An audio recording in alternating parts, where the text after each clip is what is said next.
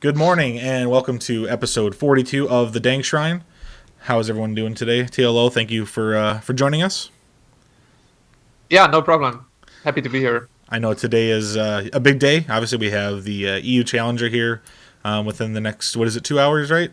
2 hours or so before we get started for Yeah, it's that. starting in 2 hours. So clearly you're quite confident if you're willing to talk to us prior to this. Well, maybe I was not confident at all and just assumed I'm gonna lose yesterday. Oh, I mean, that could have been it. I didn't think of that. This is the TLO farewell retirement interview. They don't know. Retirement. Oh, Seeker, stop! Like you're gonna scare people.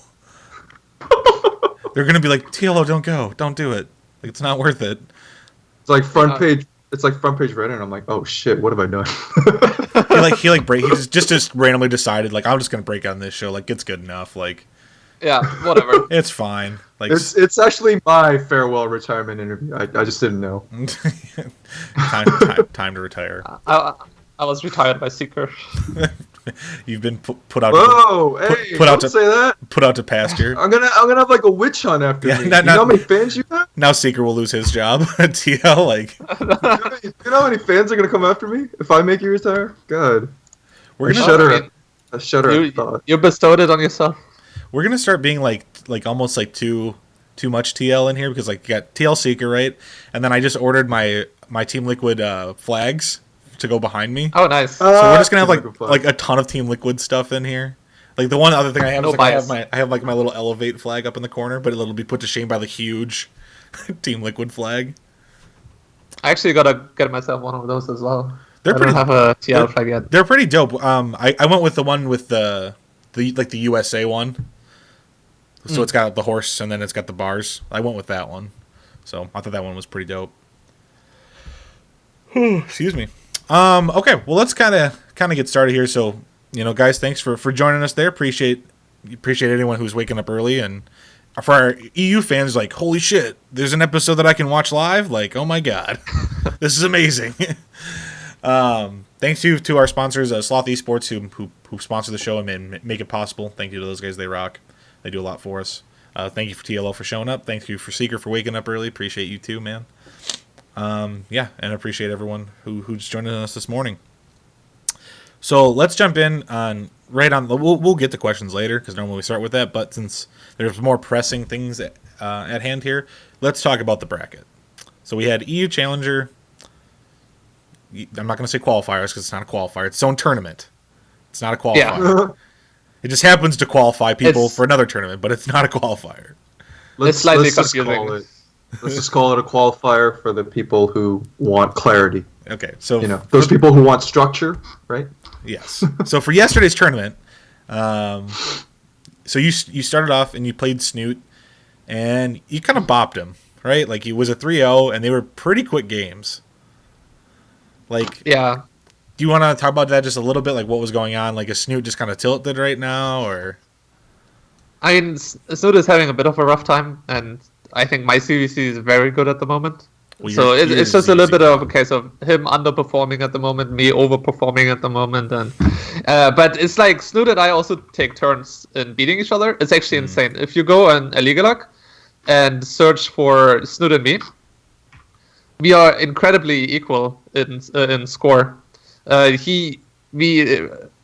Katowice, we were 22-22, I think. Then he took the lead and was 24-22, and now I'm 25-24. Like it's incredibly close between each other, and but most of the time it's like a stomp one way or the other. So it's just kind of what we do to each other. There's a lot of mind games. Our games don't make much sense. Like whenever we play against each other, it's rarely that we both go for the way we usually play.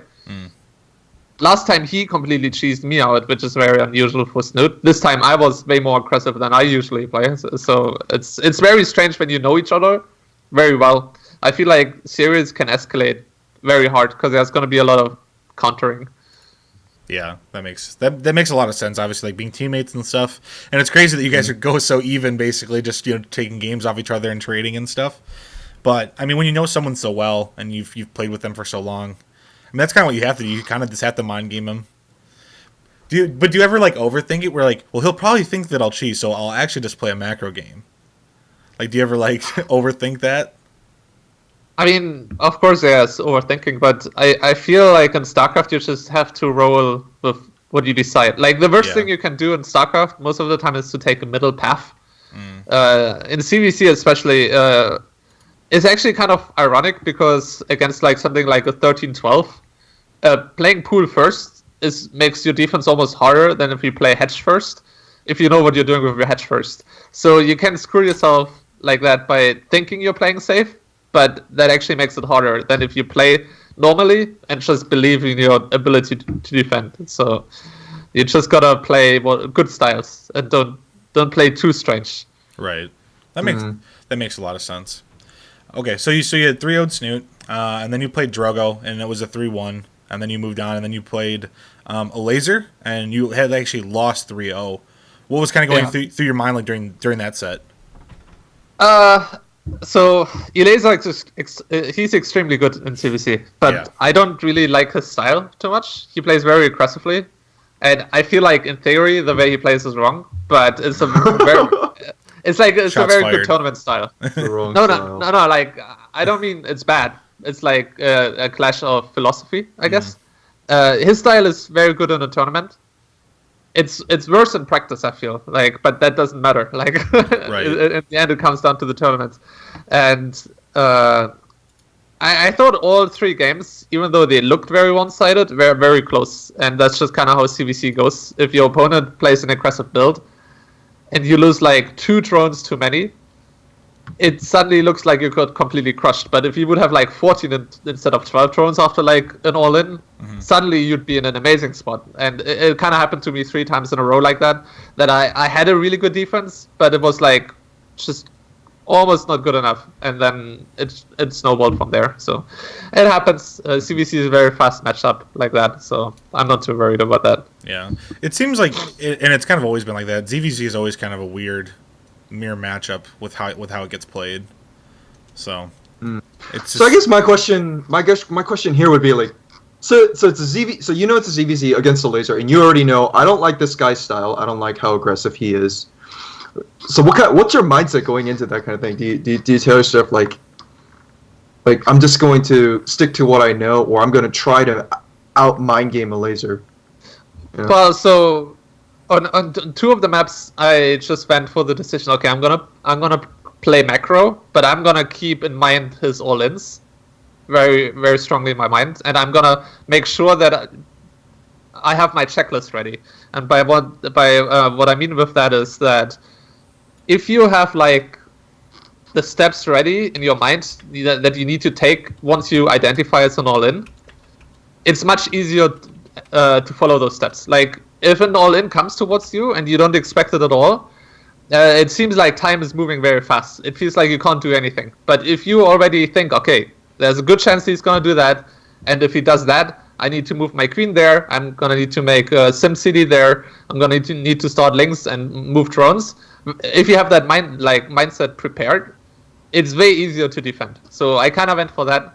It still didn't work out, despite that I felt that I was mentally ready, but it was just a little bit too bad execution. And then one of the games I played very aggressive myself. We actually mirrored each other's builds. We both went for like gas pool and link baneling attack, but it just became a very strange game where again he killed my hatchery, I killed a shit ton of drones, and then it was just a very strange game. Like Eleza is very fast, and I think if the game is very chaotic, he benefits more from it than I do. And I feel like all 3 games kind of became crazy, and that's why I ended up losing. all right. I mean that kind of makes sense. You know, like Laser is known for being a ZVZ player, and like you said, it's just kind of like a clash of styles, really. So like I get that why that's like a hard matchup. All right, so moving on then in the bracket then, so you drop down.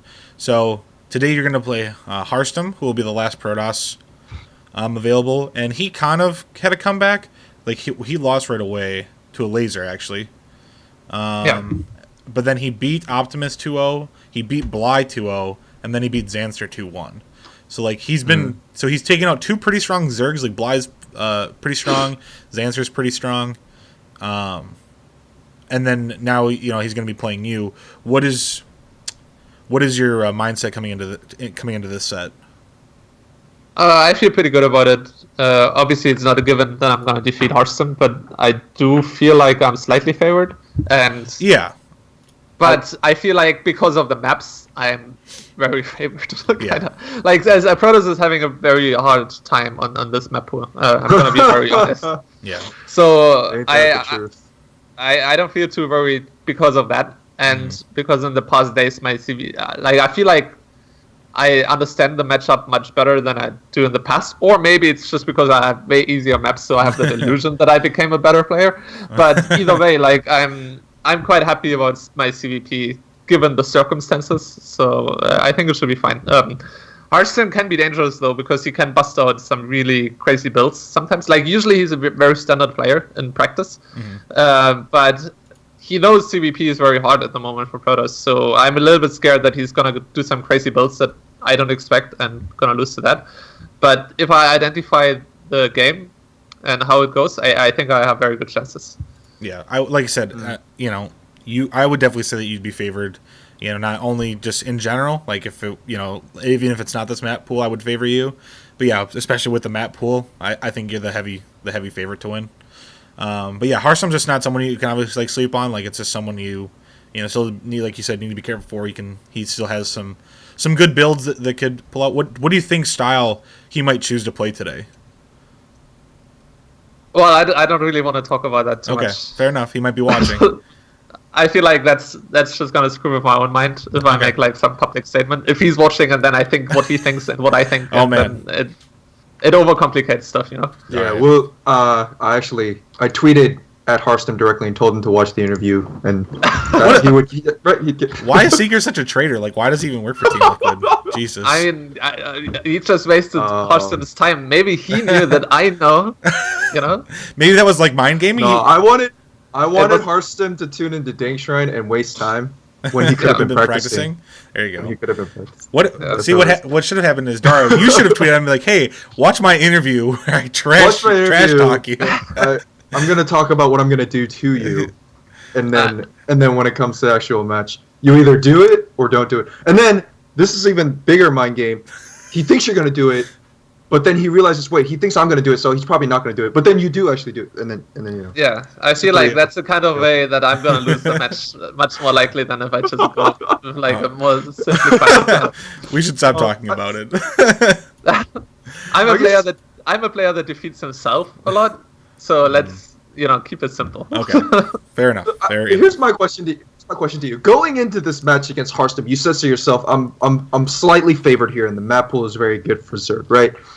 So you're saying you're in a pretty good position going into this match, which means you're probably going to be calm, and you're not going to panic, you're not going to overthink it, you're probably going to play a very good match, you're probably going to put up really good results. My question here, though, is what happens when you're going up against an opponent where it's an exact opposite scenario? You know that player is favored against you, and you know that player understands you very well.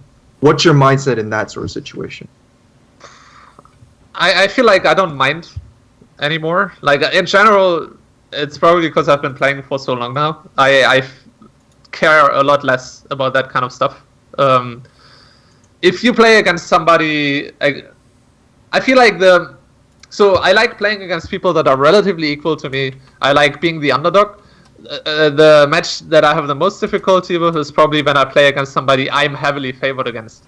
But somebody that's better than me, I don't mind at all because there's no pressure. So it's way easier to play against that person. And also, I feel like if you're the favored, the pressure to identify what's going on in a game is much more on your side. If I play against Innovation, like chances are I studied him way more than he studied me. He's probably gonna crush me because he's Innovation, but I can probably get away with like playing 3 hedge before pool and take that risk. And he needs to be the guy who's more aware of I might be taking insane risks. So the pressure in that case is on him. So I don't mind being the underdog because as the underdog you have way more freedom of choice, I feel.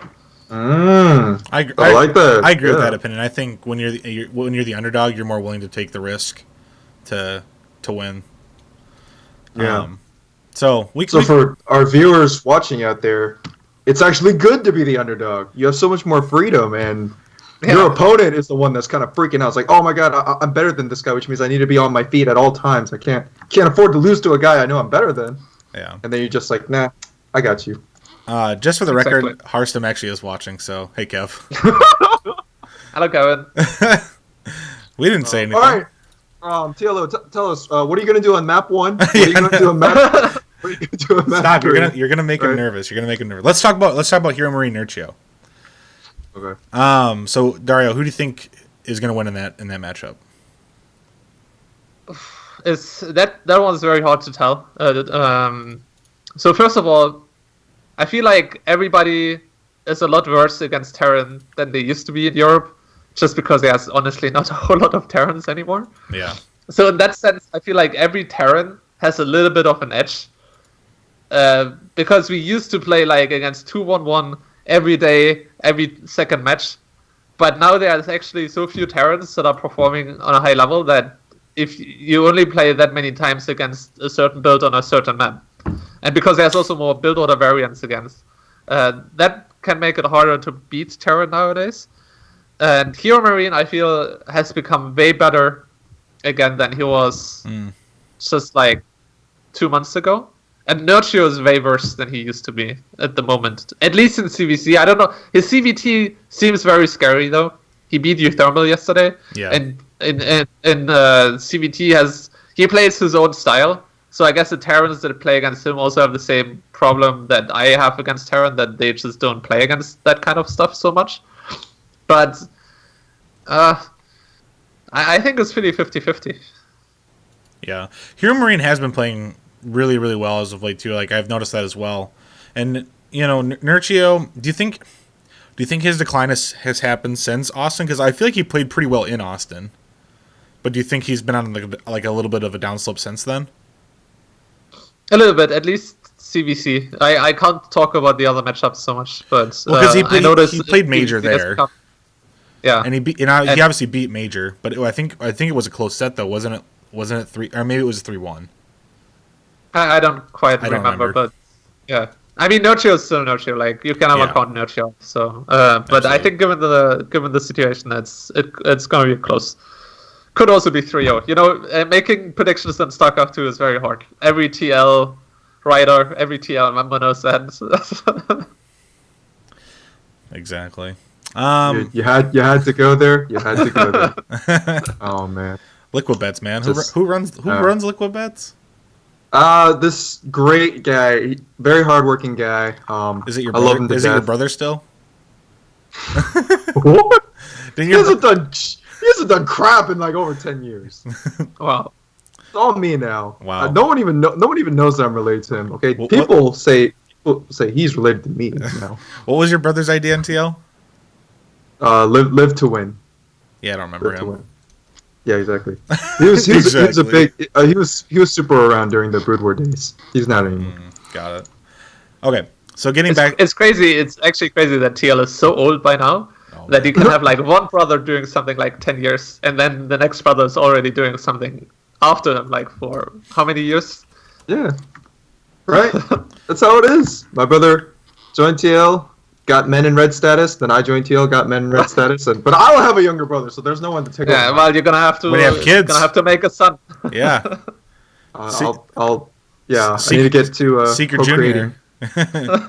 I need to procreate like right now. Dude, that's what you can do when you go to Korea in August. You just need to find a wife. Like that's your mission when you go back. Like get all right, we'll use Dang Shrine to announce that bit by bit every episode. Yeah. We'll want a status update. I'll be ready. I'll give you a status update. Okay. I'll make those Dang Shrine vlogs, and you're like, dude, what is this? You'd be like, these are supposed to be for player interviews, not your. He's just on dates, like he's just got like a camera like hidden in his jacket, like taping his date. Oh my gosh, that'd be really awkward. It's like that Pro League thing with like Sue, and, like, Hurricane, right? I'm just like, oh, I'm feeding her. And then you're like, this is such a waste of space. I don't know what this is. It's a waste. Okay, so let's say TLO. Let's say you beat Harstem. Who do you want to play, Hero Marine or Nurture? Who would you rather play? Probably Noccio, because my CVT is really crap at the moment. Okay. And my CVC is historically my best, so prefer Noccio. Even though like most people would probably think Noccio is the harder opponent, but for me personally, it's probably the easier one. Okay. If Laser loses to Cyril, then you'll have to have a rematch against Laser. What would be your mindset going into that? Oh, that's good stuff, because in StarCraft the rematch is always favored to the loser. Favorite to the loser? Yeah. Yeah, so loving that. So it's actually insane. Like this, I don't know if you know the stats about. Like, it's more specific to like GSL style groups, and it's like something crazy. Like 70% of the time, the guy that lost in the first match, and if there's a rematch, wins the rematch. It's like completely mental. But I don't know how it works out if there's like a day in between, and like it's a bit different of a situation, but still liking my rematch chances. Yeah. No. I think it's mentally way harder if you won the first series, unless you're like way better, then it doesn't matter. But because you know your winning strategy, so you have to make the decision. You have to make the decision: do I stick to what I was doing?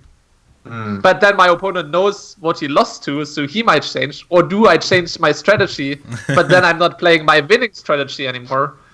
So I think mentally it's very hard to play the rematch as the winner, because your choice is like bad either way. It feels like either I play my winning strat so I can be exploited, or I have to deviate from what I played to win my previous series, so that can go wrong.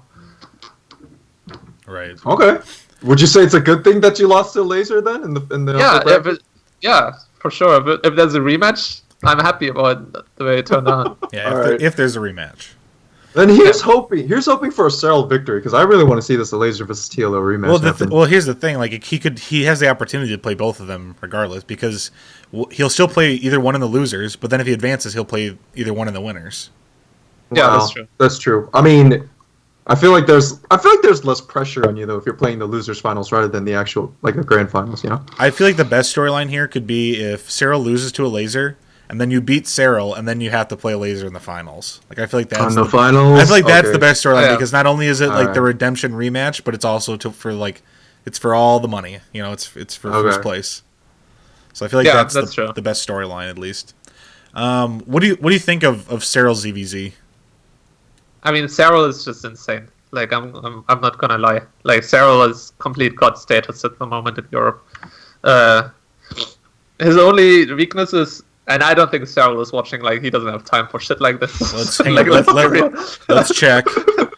Cyril is just practicing. No. You know, he wouldn't waste his time watching like a show. Like Cyril he's probably practicing right now. Sort of is watching. He's getting some tips right now. I don't know. I don't think Cyril accepts tips from anybody, because he knows everybody is inferior to him. Wow.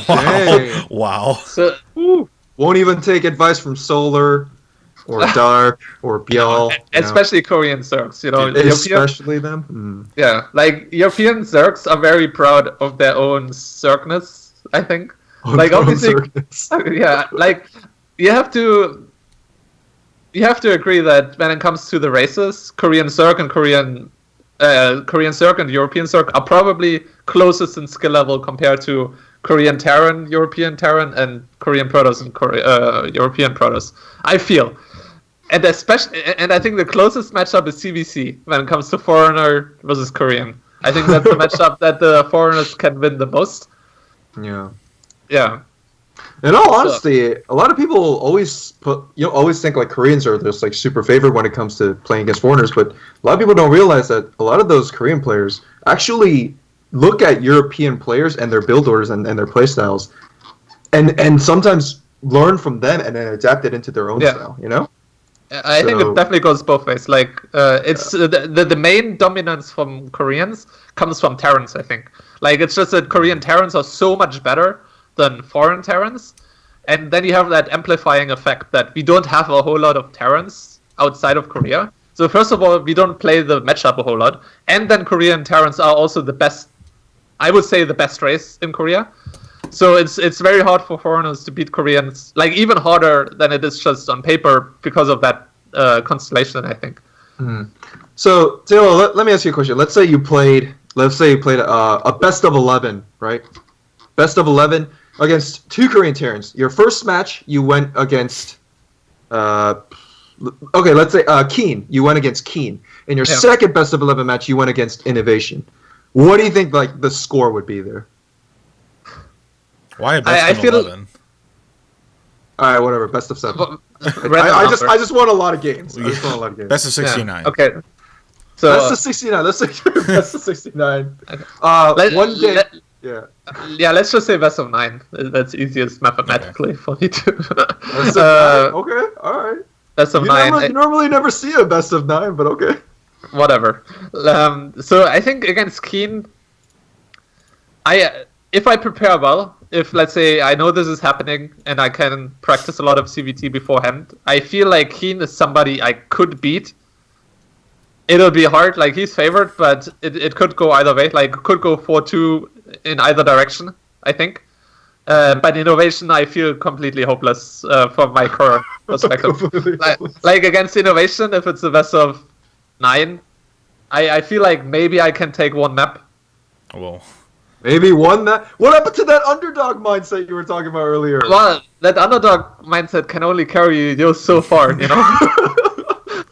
It's not like you have a diamond player and he's like playing against the grandmaster and he's like, great, I'm the underdog. Yes, I'm the underdog. I can do this. Yeah. Like I feel like, 4-2 in a best of 9 doesn't even make sense. But yeah, you know what I mean. Like I just feel Innovation is too good for me to make a claim, like taking more than one map. Okay. Well, it's okay. The good news is you don't have to play Keen or Innovation. There's only one, and there's only one Innovation on the planet. So. Yeah, right. But maybe you'll probably have to play him eventually when you get yourself to BlizzCon. So just be ready for that. Yeah, it's coming in November. Mentally prepare for it. Okay, and so obviously, that kind of brings us out to of the EU qualifiers there, and then that'll be for Valencia. Now we already know that you're going to be attending. I'm going to say it wrong. Is it Jönköping? Jönköping. Jönköping? What? Say it again. Jönköping. Jönköping. Yeah. Okay. So the K is like a sh sound. Okay. If that's like an behind it. Like I'm not Swedish either, so I'm not sure if I'm saying it entirely right, but I think it's Jönköping. Jönköping. Okay. I mean, I think Jönköping sounds better than Jönköping. Jönköping just doesn't sound right. Well, it's. I'm not going to get into. It's semantics. like every time I am Katowice happens, I always hear someone say Katowice, and I'm like, oh yeah, that Rotterdam. I think Rotterdam always says this wrong. I think, or somebody. Katowice, Katowice. You know, Wise. It's so funny to hear people pronounce Katowice, or the wrong way. The wrong way. All right. Well, regardless, so DreamHack Summer it's also known. I don't want to get into it because obviously we don't have the brackets. We don't know who's playing who just yet. But of the people that have qualified or are like just attending, is anyone on that? Well, let's go that qualified. Is anyone that qualified a surprise to you? Who qualified? Okay, so TLO, you're in there. I'll read it. No, he didn't qualify. He's just attending. Yeah. So for Protoss, it's just Neeb, which is like a good race distribution already. One Protoss. Okay. Terran, it's going to be Aigis, Kelizer, Major, Seether, and Semper. And then for Zergs, we have Laser, Isanu, Jon Snow, Namshar, Nurchio, Scarlet, Sen, Serral, Tudming, and Winter. Swedish Winter, not Winter Gaming. I don't think it's. I mean, Winter is very odd because he qualified from the Taiwanese region, right? Well, that's because he lives and studies in Japan. Yeah. It's like he went full Korean, moving to the easy region. Easy region. I'll just beat up on these Taiwanese players, no problem. Yeah, they're the foreigners of the foreigners. Feels bad, man. Wow. And then I guess. Oh wow. Shots fired on Dayshan. I mean, you gotta feel superior to some regions, NA. Yeah, but Yeah, but Yeah. I mean, we don't talk about it. To be fair, NA actually always has a bunch of really strong players. It's just that NA doesn't have whole lot of depth. But like, if you look at the top 4 from NA, it's not like Europe can always say like they're way better than the top 4. Like Neeb, for example, Scarlet, Major, like those Kalasor. Like, I mean, I guess he's South he America. kind of is NA. Americas, North and South. There we go. Yeah. That's one. That's one. Yeah. So I guess nobody really is unexpected. Like Namshar isn't a given from Europe, I guess, but he's been performing quite well at the moment. But nobody on that list feels completely misplaced. Okay, that's fair enough. I mean, I kind of look at that and like, yeah, like Winter is kind of like the one name that like sticks out. And it was like I said, it was kind of weird like going through like the Taiwanese qualifier, but he played really good games. I think the biggest disappointment of that whole thing though is that there was no English cast for the Taiwanese stream. It was only in Taiwanese. So, I mean, well, they didn't even let anyone else do it. Like there were people that wanted to cast that, okay, and they were like, no, like it's just gonna. Yeah, that's a bit lame.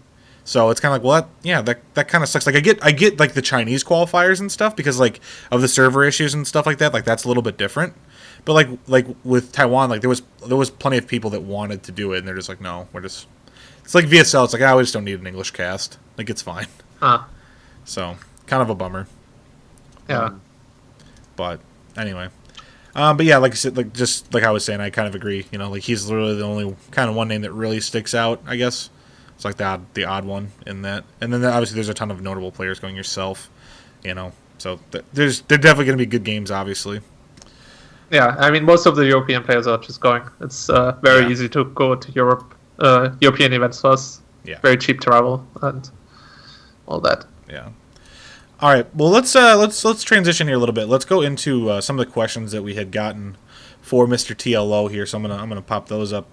In the meantime, again, I would like to thank our sponsor, Sloth Esports, for supporting the show. Check out slothesports.com for esports apparel and their excellent mouse pads. Some of the highest quality gaming mouse pads available on the market right now from Sloth Esports. I'm not just saying that. People have asked for them. Like Scarlett wants one, and she loves it. So there's people that I've just heard they're really good. I want to try it. So. I'm glad you added the fact that you're not just saying that. Not just saying it. I have one. No shilling. I love it. So it's important. It's important. Yeah. We actually believe in these mouse pads. We're not just obligated to. No, I don't even have to mention that from the sponsorship at all, and I choose to because it's literally just a really nice mouse mat. Plus it's got the cute sloth on it. It's a great mouse pad. Can't get any better than that. Yeah, that's how they get you. I don't need to say that I absolutely love my Razer gear either. Razer.com. It's not required. But yeah, get Razer to sponsor us next. Well, you got that connection with Dario, so you work on that, Seeker. That's all you, man. I think that would be a little bit of a conflict. Yeah, a little bit of a conflict. Well, they don't. They do make mouse pads. Never mind. Maybe they could just buy our contract out. We'll see. Anyway, look at that loyalty. No, I would never do that while we currently had a contract. If you're an adult, you live in the real world. You go where the money goes. Okay, you go where the money goes. You sell out as soon as you have the opportunity.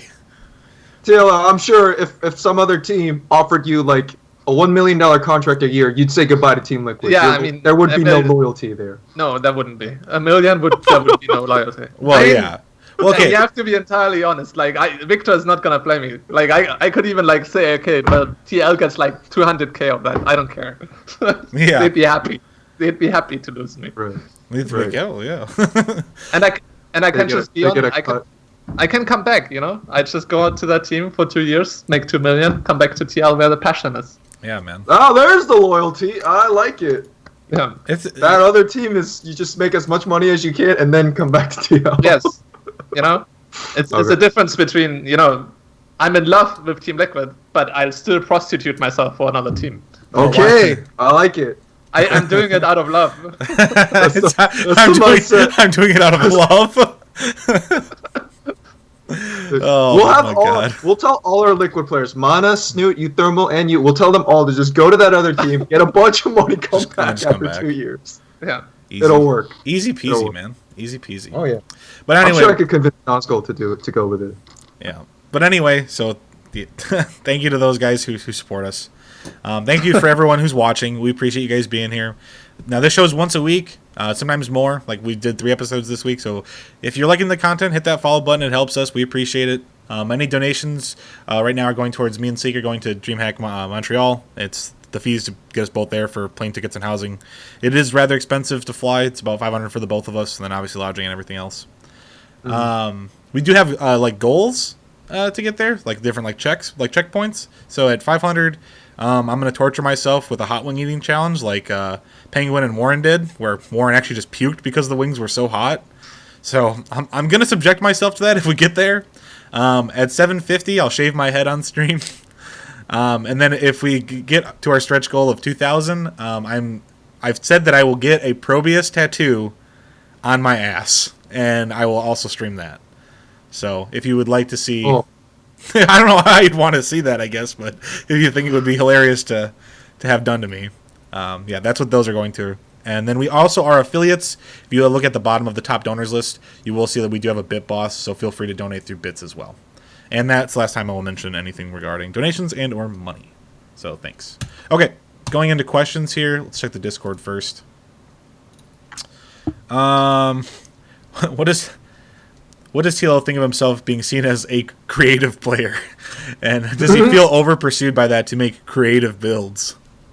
Why are there air quotes around? Yeah, creative? what the fuck is with that? Yeah, exactly. He quoted it. He is creative. He is creative. Just like he's a doctor. If he wasn't known as TLO, he'd be known as creative. You know, so it's way better to be known as a creative player, which I think is a very positive attribute, than if people would just call me a cheesy player. So I'm actually pretty happy about creative. And I think there was a time where I resented it a little bit, but I kind of just learned to roll with the meme. And I feel it helped me. Like, I feel like it's part of my identity, and it's a way for me to stick out. So I don't mind it, and I don't think it puts pressure on me to play creative. I actually enjoy just coming up with new builds and doing things a little bit differently, even if they're sometimes not the most efficient. Well, I think my builds are usually very good. It's just that my creative builds, in air quotes, they are just often very hard to execute. So sometimes I screw myself over by playing a very hard creative build because it's very hard to play that build, but not because it's bad. Right. But I can look very stupid playing a build that is not conventional, and harder than a conventional build. But I don't think, especially nowadays, I feel any pressure to play creative. I just play what I think is the best for me, and also what is fun for me. Like, I gotta be honest, like, I have to sometimes play different styles so I can enjoy StarCraft, so I can keep playing as much as I do. And that's part of the reason why I do that, because it's just more fun. And when you're having fun, it's easier to play a lot. Yeah. No, I agree. You know, and it's not necessarily that, like, you know, you like the creative thing, but it's like that's just how you play. Like, you're playing how you play, and it just happens to, you know, it just so happens to be creative. You know, you just play the game a little bit different than some people, so nothing wrong with that. How do you feel about your career in 2017 so far? Well, it's hard really to make a statement about this year yet, because we've only had one WCS event. We only had Austin, right? Mm-hmm. The year kind of starts off a little bit slowly like that, because most of the events are like coming up now. So I don't have any feeling about my career in 2017 yet, but I'm pretty disappointed about my last like 12 months. I'd say. Like 2016 was very bad for me. I made very little prize money, and my performance was way worse than the previous year. But I do feel now my shape is very good again. And I mean, I already made top 6 in this challenger, which is not completely easy. And I feel very good about Valencia and Jönköping. So if I have, you know, we'll see in the next 1 or 2 months how it goes for me. You know, we have Jönköping in 2 weeks, and then we have in a month and a little bit Valencia. So I don't think I can make a statement about that until after that. That makes sense. Let's see. Oh yeah, Penthouse Party. We had Penthouse Party. My brother was saying in chat. That's true. Penthouse Party. I also had a relatively good performance with top 8, I think. Yeah. The big one. Let's see here. What is your favorite unit in any StarCraft? So I guess throughout Brood War or StarCraft 2. That would probably be the Arbiter in Brood War. A very, very cool unit. A lot of creative options. Very, very creative options. I used to play the Stove a lot, which is like one of the oldest, like, weird builds of Brood War. It's it's in TVP, and you go one base, and you open up with a Scout, and the Scout is a unit you never make, especially not against Terran. And then you rush for DTs and Arbiters. And it was like, maybe that build is the reason why I'm a creative player nowadays. It's nothing I came up with, but it's something I copied, and it was just Arbiters. You could do so much crazy stuff with, like blocking ramps during recalls, and you could make really big plays and comebacks from hopeless situations with Arbiters. Yeah, I was actually watching a former teammate of yours was watching Liquid Hero play the other day, and he was playing Brood War, and that's what he did. He was like, they had split the map down the middle, and he was kind of going like for like carriers, and it was like. It was like Cyclops, not Cyclops. God, what am I trying to think? Goliaths? Goliaths, yeah. Sorry, What? I don't know why I thought Cyclops. It's Cyclones. Cyclones. Cyclones. Yeah. Colossi. Yeah. But they had split the map, and that's how he broke the Terran. Was he got an Arbiter and then did a mass Zealot recall like right into the middle of his base? Like, I was like, oh my god! Like this is like the like. Because prior to that, like I really haven't watched a lot of Brood War. Like I haven't followed. Like I've watched a couple of the ASL games, but like I hadn't seen that unit be used. And then I was like, this is like the dirtiest thing I've ever seen. Like, and he broke the Terran after that. But I was like, that's amazing. I'm like, we need that. We need to bring that into StarCraft 2. Like not the Mothership Core. Like I want a separate unit that can do recalls. Like the Warp. Yeah, what if the Warp Prism could recall? The thing about StarCraft 2 is, if we would put any of the super broken stuff that is in Brood War and would try to put it in StarCraft 2, the StarCraft 2 developers would get lynched. Like, whenever I see a Dark Swarm, I just feel like David Kim must be losing his mind about people being okay with that, but hating on him in StarCraft 2 so much for stuff that is supposedly broken. And obviously in Brood War it kind of works because there's so much broken shit. But... like I honestly feel like if you would try to put stuff as powerful as you have in Brood War in any modern RTS, people would lose their mind and just reject it. You know. I agree. There's a lot of like weird broken things in that. Do you think there's any one unit that actually should be imported though? Like that like that didn't already make a transition? Do you think there's one unit that like I could see that unit actually being in StarCraft 2? I mean. Maybe the Goliaths. That's always what people say, that there should be Goliaths rather than Thors. Yeah. And in general, I feel in general what should be imported is the way that ground and air interacts with each other. So air in StarCraft 1 is... There's not a lot of air that is actually strong against ground. Most of the air is utility. It's like spellcasters or... space control like air control or harass, but except carriers, there's no air composition that you can make that can really reliably beat ground composition. Like battle cruisers are crap, guardians are like extremely niche, so there's no Brood Lord equivalent. And but the units that are used a lot are Arbiters, which is a spellcaster, the Science Vessel, which is spellcasters, which is Midas, to some extent Queens, which is a flying spellcaster in Brood War. And I think that works much better if air units are just there to support rather than to be an army itself. Because air units, like the problem of RTS is the most interesting part of RTS is terrain and pathing and positioning. And air units just eliminate that, right?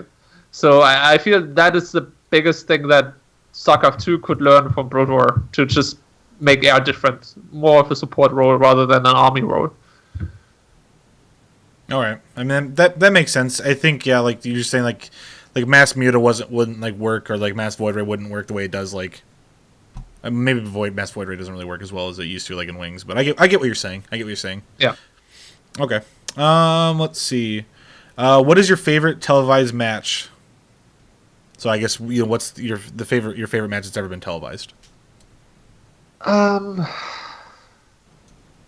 Well, I'm quite biased there because I was there live, and it was a really big emotional event and moment. It was when Hero played. I think it was DreamHack Winter against Ichi Puma.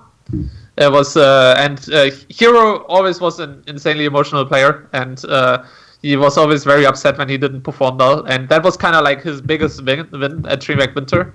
And obviously there was also still the whole Liquid versus EG rivalry, and it was, to me, was one of the coolest series of all time. So Liquid Hero against EG Puma. Okay. I was just told that I actually spelled your Twitter handle wrong, and it's been wrong this whole time. It was LTO instead of TLO. Whoops. That's fine. More like Liquid LOL now. All right. So Liquid Creative. Liquid Creative. Name change. Let's go. 1F Pro Winter wants to know how did TLO feel beating Squirtle at DreamHack Summer with Bro Banelings? Oh yeah, that was great. Good moments. I actually watched that video on YouTube like a couple of weeks ago, just to push my own ego, because sometimes you gotta do that. It was like one of those. I can see the Matrix. I can see StarCraft like in its purest code. Moments like I was so sure that he's gonna take that path, and I was like so sure that it's my only way to win. And then when stuff like that works out, it's just insane. It's like the best moment, the best feeling you have in StarCraft or in like any strategy game. Yeah. I don't know. I would agree too. Like just seeing that on stream is always so sick when you're like the cast is like, oh my god, oh the Banelings, and just like explodes. Like there's like that. I mean. I guess there wasn't really an equivalent until Protoss got disruptors, but it's like the equivalent. Like when you see like the huge disruptor hits that just like demolish half an army, it's like, oh my god! Like there's like at Austin, like when he was playing with those disruptors, like the crowd, like every time when fire's just like, oh, like everyone like freezes for a moment, and then if it connects, it's just like oh, it's just like disruptor, especially PvPs. It's pretty nice. But no, it's a great tool for, obviously for comebacks and stuff, but also just like for entertainment value. Like that's really what that unit's good for, is just straight entertainment. That's all we had through the Discord, so we'll switch over to our the Reddit, and I'll just refresh that quick in case any new ones came in. Would you ever switch back to Terran in pursuit of a Neeb-esque peak in performance? I don't think Terran would give me a peak in performance. No, I think Zerg is where it's at. I don't think you'd change.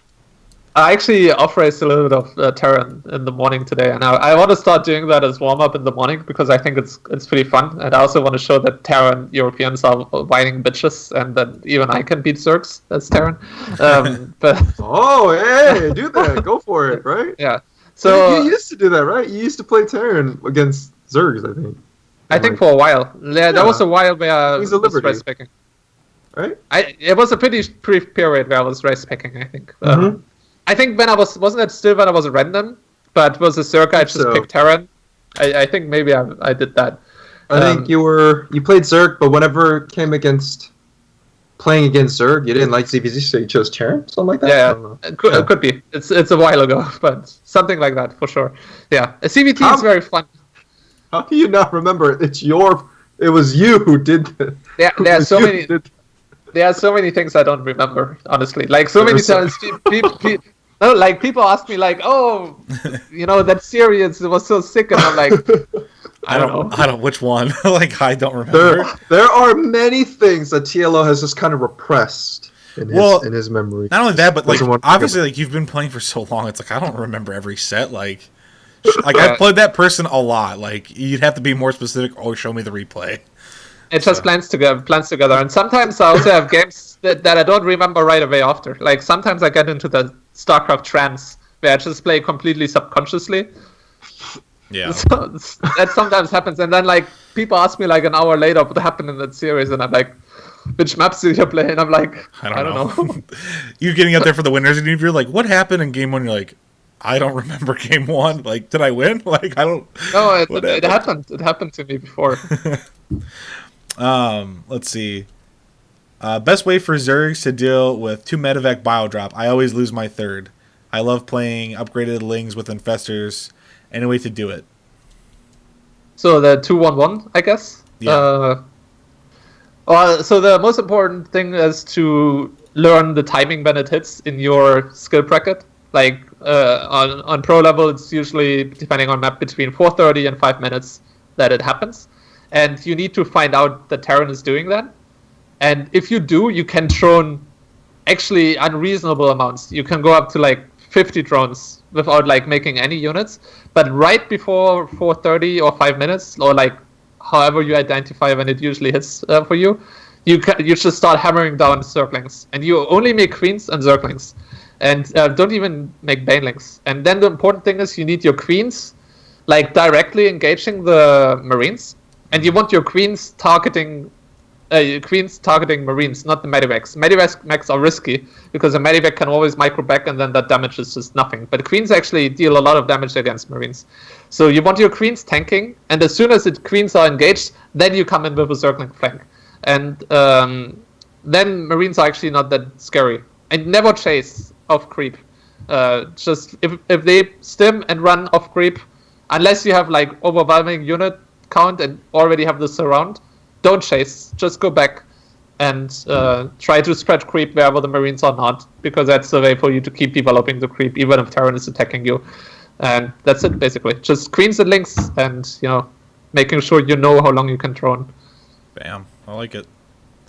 How many subs would it take for you to do a Terran ladder stream? How many subs? Yeah. I mean, it doesn't really take any subs if I actually. So if I keep up racing a little bit before I start my official training, and I get to like a reasonable level, let's say I stabilize at like 6,000 MMR, 6,100 MMR, then I just do it, maybe here and there. But if I don't like playing, especially on stream, if I'm bad, like I don't want to play bad Terran on stream. Yeah. Because I used to be good at Terran, so it's not like if I'd be streaming Protoss, maybe it's fine if I'm complete crap, but I wouldn't want to give Protoss that satisfaction, I think. So if I hit a decent level with Terran, I'll just do it. Don't need any sub counter for that. Yeah. The next one asks about like adding a unit into the game, which we kind of already talked about. But do you ever get stopped by fans without being at an event? So maybe like, have you ever just been like stopped on the stream like, hey, you're TLO?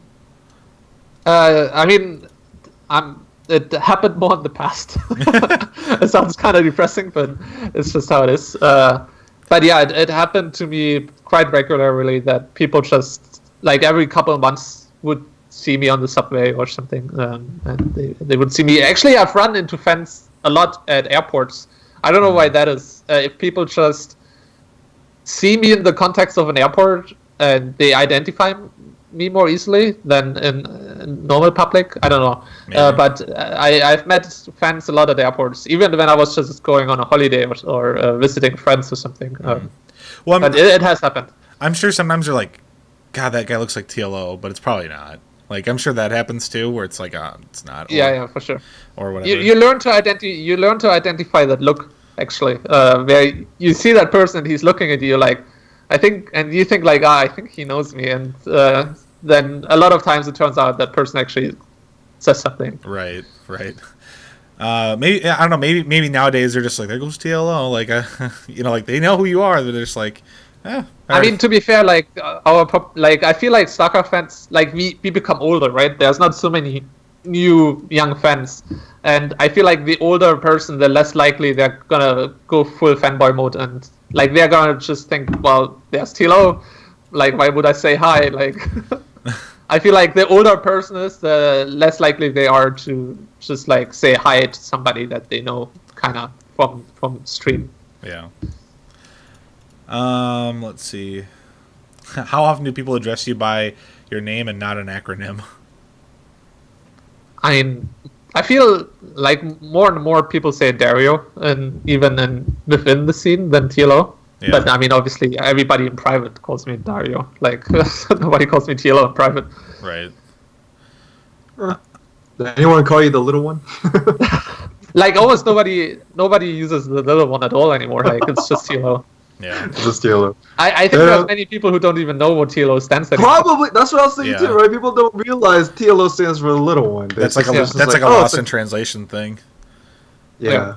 It's Like they probably think it's like Team Liquid Online or something, right? Team Yeah. Liquid Online. TLO is super loyal to Team Liquid. That his name had Team Liquid in it before he was even a part of Team Liquid. God, Yeah, what that's if- it's actually sick if you think about that. What if The what Team if, Liquid one. yeah. What if you went to another team and that was your name though? Like, oh, this is That- like Root Team Liquid Online. Like, Root Team like Liquid Online. you never changed it. Like, I'm not gonna change it, but like, Like, like- they tweet that they signed him, and then an hour later they tweet that they released him. They didn't realize that his name meant that. yeah. Never mind. He refused a name change, so we couldn't do it. Cited irreconcilable differences. Yeah. It's like being called Team Razor, but then you'll get sponsored by SteelSeries, so your SteelSeries is Team Razor. Team Razor. Oh man. Rip. That would be sick. Oh man. Let's see here. Isn't it scary to do a talk show 2 hours before your W6 qualifying match? Yeah, like He's I confident. feel so. It doesn't happen to me that often anymore, but sometimes I psych myself out before matches if I have nothing to do or if I play a ladder and I lose to random no names because I have a tendency. Like I lose on ladder, I beat good players, I lose a lot to bad players. I don't know why. I mean, I kind of know why, but so doing something that I can't lose in, but still being active, I think is actually not so bad for me because I'm killing time until my match, and I don't see any negative consequence for me in that. It's like not like I can still like fundamentally change my PVC or CVP and become way better at that matchup. Like that train has gone. Right. Like it's what it is now. Right. There's no going back. Yeah. Let's see. Would you rather? Oh, hang on. Would you rather dominantly win in the finals versus insert best foreigner, or come in second in a close finals versus insert best Korean? Same prize money for both. I think that depends on the context. It's more like what happened before that. If I'm in a tournament and I lose in the finals against like whatever best Korean, but I got there by beating, I don't know, TY. Got there by beating Dark. Then I'd rather do that than win the finals against a pure foreigner like lineup. But if it's only the final match where I would play against a Korean, like let's say there's only one Korean in the tournament and the other is a pure foreign tournament, I think then I'd rather win the foreigner tournament as a champion rather than going second against the only Korean in the tournament. Okay, that makes sense. Ask him to rate beards. Who is What beards? who? Okay, who has the best beard in esports? Do you think in StarCraft? Who's got the best beard? The I'm a best beard. I'm a big fan of the old TLO hobo beard. I think that Well, actually made a comeback. I think Maynard. Has the best beard. He also has the best hair. Yeah, the so- dreads and the beard. Yeah, Yeah, like he's actually a rare person that can make dreads work. I think a rare white guy that can make dreads work and it doesn't look shitty. well, could So I you gotta respect that. take a moment, everyone? Imagine Maynard without dreads, and now he just kind of looks weird, right? Like if he just had like a shaved head, you'd be like, "What? That guy looks really weird. Like something's not right." So I feel like Maynard could pull off a lot of looks. maybe. I don't know. I feel like he would look out without the dreads for sure, though. And I maybe think I'm just so used to seeing his face the way it is. with short hair, I think he'd look really handsome, like a good-looking guy. You're saying he's not handsome Yeah, now? No. Oh, shit. No. wow. Yep. No, but I agree. Like I think Maynard could look handsome in many different ways. I think Maynard is a good-looking dude. Good looking guy, and he's Yeah. he's just an awesome dude in general. Like I just want to throw that out there. Like Maynard's a boss. So I actually tried to give him flowers in Austin because he was just doing such a nice job. I just decided to be nice, and he didn't want them. He's like, but you just keep them forever. So he politely refused them. I mean, to be fair, it's kind of like, I mean, it's a nice gesture, but getting flowers at an event is like, what you gonna fucking do with the flowers? You know? Just hold on to them. Just hold on to them, like. I don't know. It was a joke anyway. I would say like I didn't like. I was actually trying to give them to Kalaris, but I couldn't find him. Because I feel like Kalaris would be like, "Oh, thank you." Appreciate them. Yeah. Like, at least he would pretend to appreciate it because he's a polite, posh British guy. Yeah. So I also like tasteless beard, but not when it's too groomed. I think sometimes he makes it too neat, and then it looks a little bit like when he went like full hipster mode and like all his hair and his beard was like perfectly cut and groomed. I didn't like it so much, but when it's a little bit more rough, it's pretty good. Yeah, I think Tasteless needs to use a little just for men. He's got some like little gray spots in there. Like I think he needs to kind of dye it back, and I don't know. Maybe, I think that's fine. Maybe Tasteless is just getting old on us. I don't know. No, I mean I don't think there's anything wrong with gray spots. If anything, that's an enhancement. No, I was giving him shit last night on the show. Like I saw him read that question and then immediately skip over it. Like no, like fuck you, not reading that. Okay, who else? Who else has a pretty dope beard? What about Igas? Igas has a good beard. Like it's not my style, but He likes it longer. You gotta appreciate Igas' beard. Let's see. Looking at pictures, TLO, you can. it's a good beard. You can rate Toast's beard, right? Whose beard? Mine. Yeah. Oh, We've got we've got pretty similar. Mine's pretty close cropped and it connects with the mustache. Well, if you have pretty similar beards, then Builds. TLO builds. Yeah. I don't Just play similar Zerg. build. so do you shave it anywhere, or do you just let it grow and like cut it a little bit, or? I trim it. I don't. So like I keep it. Yeah. Like if it gets like too long, I'll trim it. And like I have like a little like. I always let the mustache grow a little bit longer, and then I keep that trimmed so I don't have to taste it all the time. Yeah. So I wonder, like, I think you got a good beard, but I would probably trim, like, I would keep the mustache a little bit shorter still. a little shorter still. Okay, fair enough. Well, see, Like, just, I have. like, I don't know, like, it's always how I like it on myself more. So, like, it's not, it's like a personal thing, you know? Oh, okay, hold on. I need to take care of something. I will be right back. I'll be right back. Okay. Sure. So one thing with mine, and people notice this sometimes, but like I let the sides of my mustache grow down longer, right? And that's because I do not grow hair in between my lip and my mustache. So you're compensating. Exactly. So it connects. now it actually now it connects. So now it's actually like a full. It flows, and when it gets really long, I'll actually I'll twist it out sometimes. More as a joke. Okay. I don't actually like to wear it that way. Ironically. Yeah, I do it ironically. Exactly. Okay. Yeah. No. Okay. Then I understand the logic. I would probably go for something similar then. Yeah. Like usually my wife, she'll like, you need to it's usually when she tells me like trim it, like if it's getting like too bushy, like then I'll trim it back and then I'll curl out because she hates it, and then I'll wear it like that for like a full day, and she's like, I can't even look at you. So yeah, I do that too sometimes in front of the mirror. If this gets really long, I just twist it out. Yeah. Beards are fun, man. Beards are nice. That was you at the was it Nation Wars when they shot you at the camera and you're just like rubbing your face. It feels good. Yeah. It's good for the circulation of your hands. That's another thing my wife will yell at me for is like playing with it. Like I'll just like, it's just like something. It's like just something to do. It's like Yeah, and it feels good. Yeah. Beards are nice. Guys, Beards are great. You should grow a beard. Like anyone that doesn't have a beard, guys, grow a beard. I feel like every man, at least at some point, once he reaches sufficient adulthood to grow a proper beard, should try it. Like, just you need to give it at least like 3-4 weeks of for like full growth. Like sometimes it looks like really shitty after like 1 or 2 weeks and it looks patchy, but after 4 weeks it would actually look decent. I think every guy at some point needs to at least once try to see how his full-grown beard looks like, and then make a judgment based on that. I agree. Beards are just you got to try it out. Like you don't know until you see yourself with one, right? And like it takes a while too to like get it right.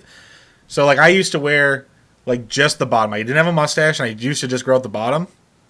And I look back at the pictures of myself, I'm like, that was awful. Like it's so much better now that I have like an adult beard. You know. Yeah. Plus, it's. I mean, it's like I couldn't grow a proper beard until I was like 22 or something. Like, if I would have tried at like 19. I mean, and I guess that's early. Like, there's a lot of guys who can't grow a proper beard until they're like in their 30s. That's the thing too. Is like if you can't grow it, everyone knows. Okay, guys, if you have patchiness, you need to shave with a straight razor more, because the more you shave, the thicker it will grow back.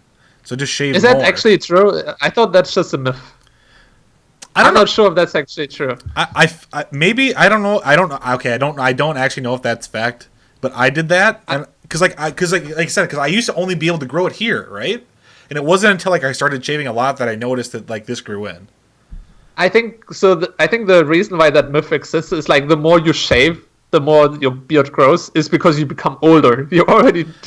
Yeah, maybe that's like, it. Maybe just because you're getting old. Yeah, I think that's the main reason. Fair enough. I don't know. Maybe that's a myth, but still, you should just shave more then, and or just wait. You're just practicing. It's okay. Practicing. Yeah. You're just practicing. Wow, we talked a lot about beards there. We got off on a beard tangent. Nothing wrong with that. When will you take over the head of the balance team? Soon. I think that's one of the most awful jobs to have. You know, it's like. It's up there with like being the president of the United States. It's like way too much stress. Like it's one of those jobs you would never want to do, because you're only gonna get shit. It's like one of those jobs. If you do it right, you don't get any praise for it. People just accept it. Yeah. But if you ever make a mistake, or if people think you make a mistake, you're gonna get all the shit. So like it's way better to like, if you're on the balance team, you should never be the face of the balance team. It's like be second in command, or like have impact, but not be the person that people actually know is part of is like the head of the balance team. Right. I feel like the U.S. presidency is a very poor choice there, because we just have an idiot. Yeah, well, I mean, I didn't want to, put salt into the wounds. I mean, I didn't vote for him. I mean, he's guys. If you're a Trump supporter, I'm sorry for you. Like you're an idiot. I'm sorry. Well, I mean that number's dropping, I think. Yeah, like. Well, here's okay. So to take a tiny little trip into politics here for just 1 second. The problem with everyone, like they're like, oh, we should impeach him. Yeah, that we could do that, but Mike Pence is bad, if not worse, because like he's a climate denier, like he's against like gay marriage, like it would be like a huge step back if we put him into power. So we need to like impeach like multiple presidents to actually get to someone who would be decent. And we can't just hold up a special election. I think from an outside world perspective, people would still prefer Pence, because it feels like Pence is less likely to start an international crisis and like completely destroy relationships. In that sense, I think to the outside world, Pence is a better choice than Trump, because he's awful, but he's professional. You know. So you understand from that perspective? Yeah, because like Trump's also like known as like being an internationally known idiot.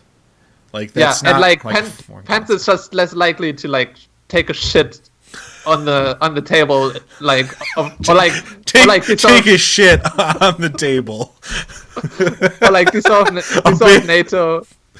Oh my god! You're right. He's less likely to start World War III than Trump is. You know, he'd be easier to wait it out with, right? Yeah. Like we get him, it's like the next couple of years are gonna suck. Maybe next time we can like pull like our heads out of our asses. Well, here's the thing: like everyone wants to blame like it's partly millennials' fault for like not voting, but millennials actually had like the highest number of votes in this election. Okay, Seeker's back. Yeah, sorry. Yeah, we derailed a little bit.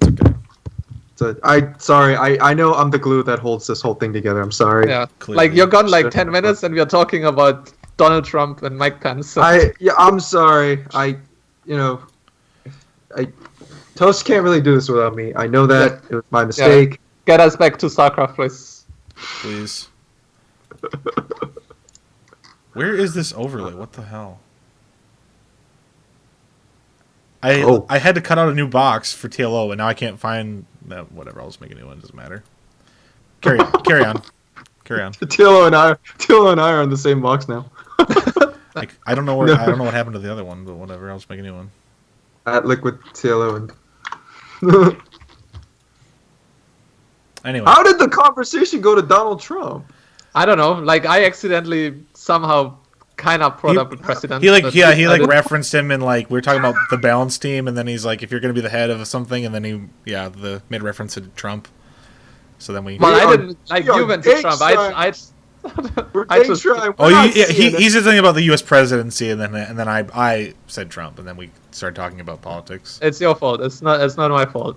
It's Seeker's fault for leaving. Yeah. Okay. I'll give you that. Fine. Okay. It is my fault for leaving, but you know what?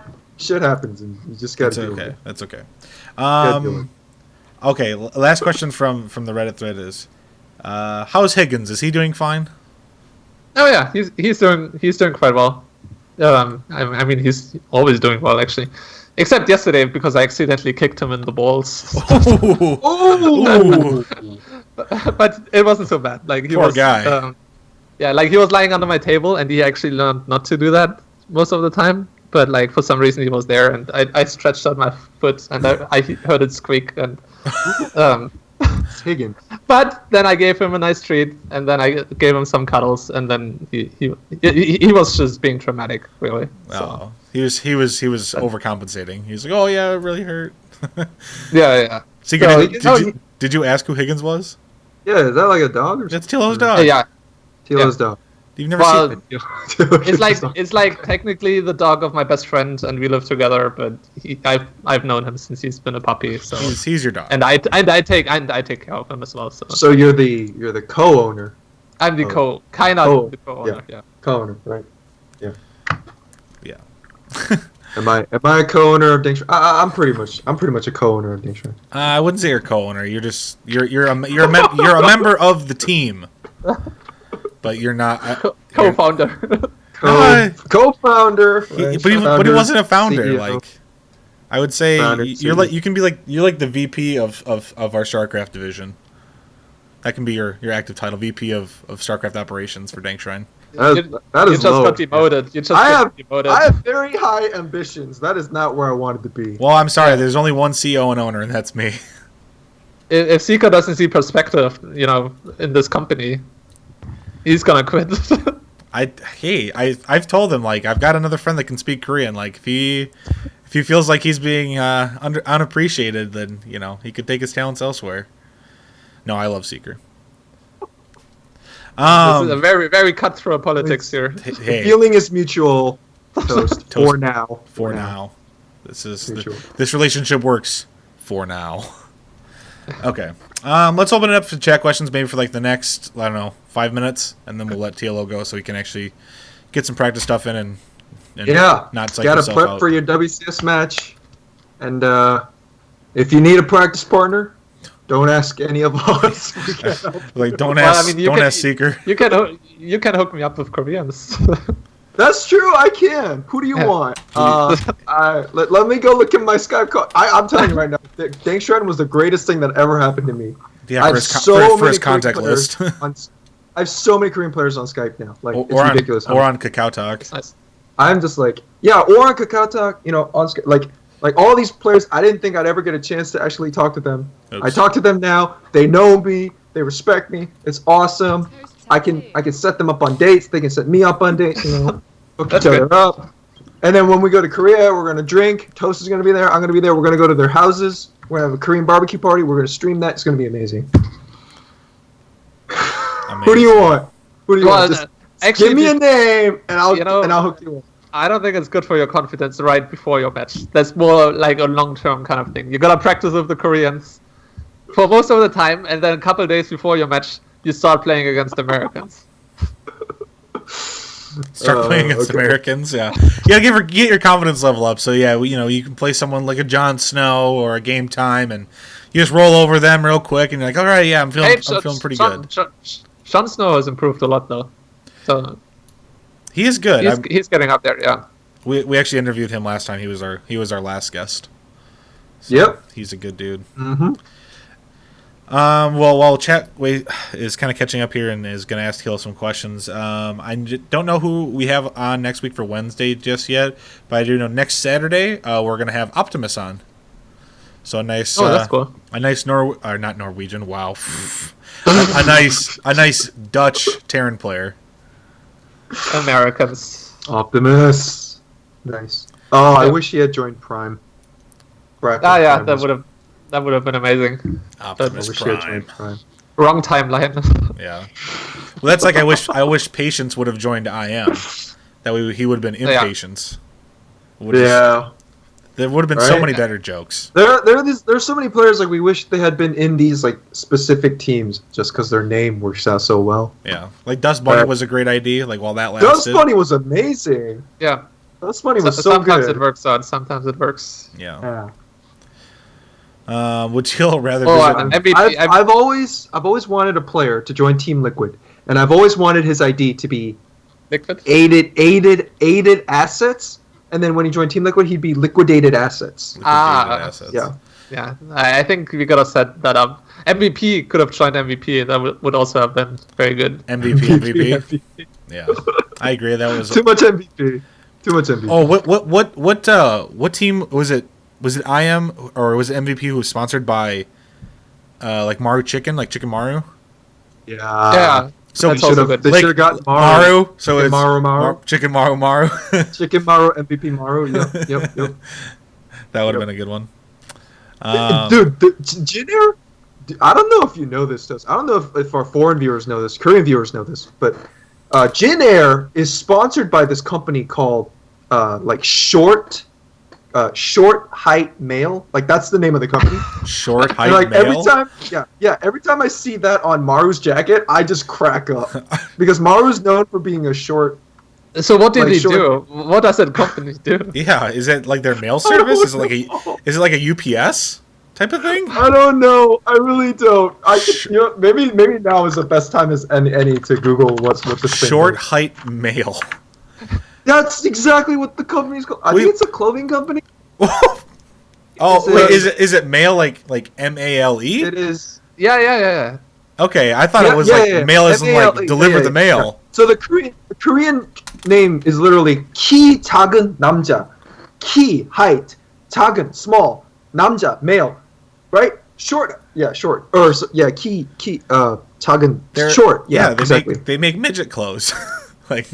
That's what they do. Hey, there it is. I'm gonna post it up in the chat for everyone to see. Small man .co. Small man. Like it's just so funny. Like Maru has that on the jacket. It's for petite men. That's all it is. So funny. I'm just like this company was made for Maru or something. That is Maru's company. He is actually the CEO. He owns the company that sponsors his team. Maru founded the company. Dude, he invested his esports money well. Yeah. Man, some of these haircuts are so fucking weird. I agree, guys. If you're looking at this website, these are. It's a clothing company. Yep. They have like male models. They have like American American looking models too.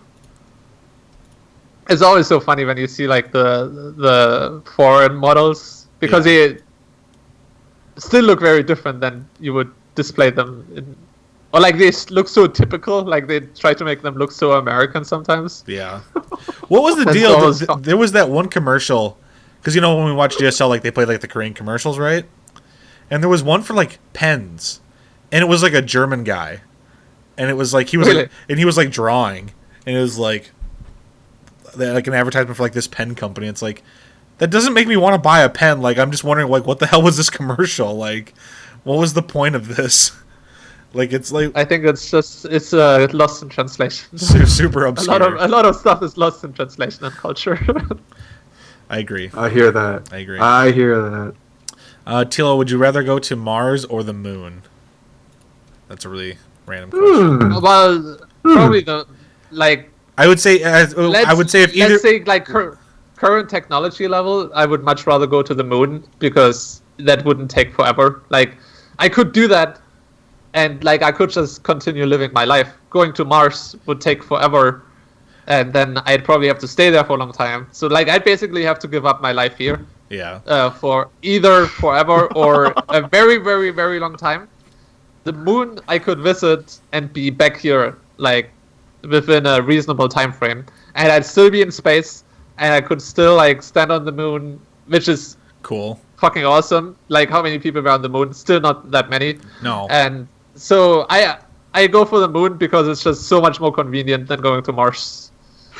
Yeah. Okay, what if there was a WCS Grand Finals being held in Mars, right? And Wait. you were in the finals. This yeah. this is an interesting thing though. Think about this. Like, how good of internet could they even have on the moon? Right? Because it would have to be satellite. There could be no LAN.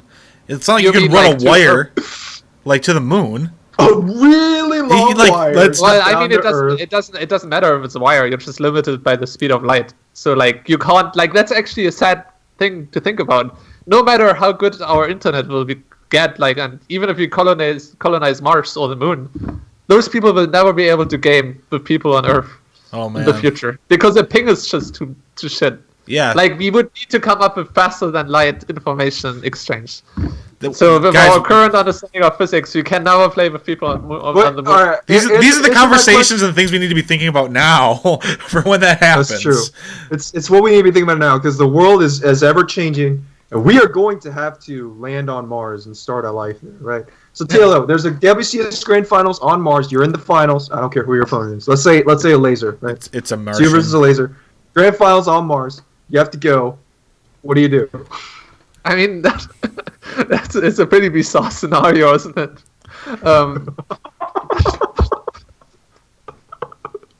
Like, He does what he Do always you does. go? Do you go? Do you want that prize money badly?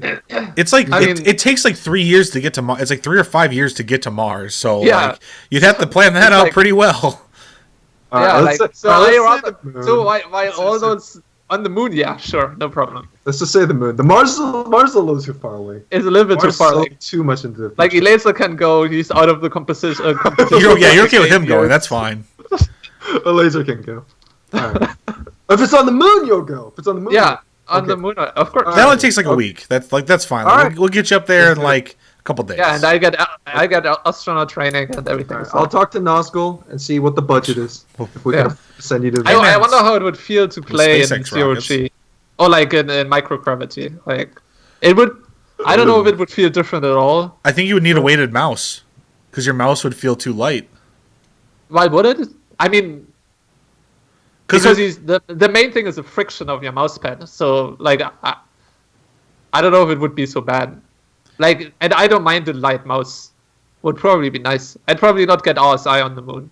Well, yeah, I'm all okay. for- but with there being less gravity, like it would feel lighter than when you normally move it back and forth. Just in general, like it would be lighter. Well, would it though? Because it's like the gravity is like the force of like it dropping, right? Well, okay. But once it's on the surface, it's mainly the difference is the friction, Right. isn't it? Wouldn't it still feel weird though because your muscles are the same strength, but in there because there's less gravity, wouldn't it move more easily back and forth? Because like big objects you can easily push. It's like being in the pool. Like you can push like larger things easily in the water. That's so weird. Well, I still think the main factor is just the friction, Yeah. and like it's still like the mouse still has the same mass, but I guess it would be easier to move around because it would the friction like it would still be easier to move around because it would like press less against the table, I suppose. But I think it would be good. We're having two. What has This has is- happened to Day Tribe? This What's is going on? too confusing for me. Too confusing. Too spooky to think about for We me. we'll hold a separate physics. Like I think actually I don't think it would matter much. I think it would basically be the same. Fair. I would. I don't know. Would it feel weird though? Like your legs would be like floating up, maybe like less gravity. Yeah. Like. But it's like you'd be so relaxed though. Like you wouldn't have to worry too much about like getting tense, I think. Jeez. I think it would be good. Like, I'm all for zero-G programming. Zero G would be Dude. completely odd. Like, what if you're like upside down? You're just like in your cubicle, but it's like the. I mean, but it doesn't matter if there's no gravity. There's no upside That's true. down. I guess like, it would. Like the sensation of upside down doesn't exist if there's no gravity. And until you see like Higgins walk by like on the ceiling or on the floor, and you're like, oh. Yeah, I think he'd be a little bit confused about the whole situation. He'd like it. It'd be fun. Is this a sign that we're going kind of delusional or not, or we're starting to lose it and we need to wrap things up? I think so. I think you're right. I think you're right. We're losing it. Yeah. We're talking about random shit. This isn't even StarCraft anymore. Hey, this is real StarCraft. Like, this is going out into the Real stars. life StarCraft, exactly. So right. gotta find some All of those right. aliens. All right. Okay. Well, let's keep our sanity while we still can. Yeah. Right. We'll wrap this up, guys. Thanks for watching today. Really appreciate it. If you enjoyed the content, hit the follow button.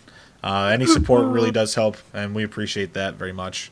Again, the next known guest will be next Saturday at the same time with Optimus, a really nice Dutch Terran.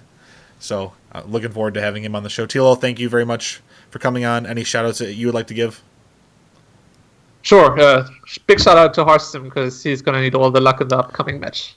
Oh, shit. Oh. Someone clip that. Someone please clip that. Yeah, probably going to be posted after I lose my match. TLO's words before he... Now you have to win. No, you have to. Well, You just put a target on your back. but you see what I just did there? Like, I backed my... Like, I made a backup. So, like, now nobody can screw with me. Hey, it's only what the clip shows, though. Like, that's how... Like, people aren't going to watch this whole VOD. They're just going to watch that clip. But then I can make another account because obviously I'm not going to post it myself, and then I can make the here. This is what he said after. No, this is what he really said. It's a different account. Oh man. Okay. Well, yeah. Again, thank you for coming on. Appreciate you. It was great talking with you. Good luck today. I'll be cheering for you. Seeger will be cheering for you. I would say the 89 people watching the show right now will be cheering for you, since it looks like Harstem left. So. All right. Cool. Well, thanks for having me, man. Yeah. Thank you. Both of you. Yeah, man. Thank you. Thank you, everyone, again for watching. And yeah, we'll see you next week. Yep. So Love bye, you guys. Bye.